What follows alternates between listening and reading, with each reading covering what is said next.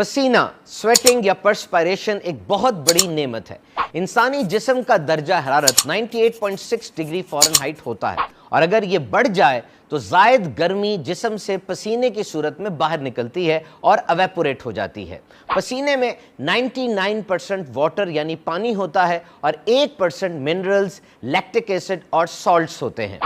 हमारे पूरे जिस्म में 40 लाख स्वेट ग्लैंड्स होते हैं, यानी छोटी छोटी मशीनें हैं जो कि पसीना पैदा करती हैं। ये ज़्यादातर हाथों की हथेलियों में, पाँव के तलवों में, गालों में, माथों पे और बगलों में मौजूद होते हैं और इनसे पसीना निकलता है। इन्हें एक्राइन और एपोक्राइन ग्लैंड्स कहा जाता है।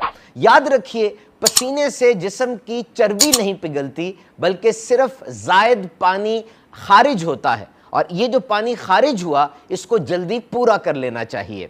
और अगर इंसान ज़्यादा देर तक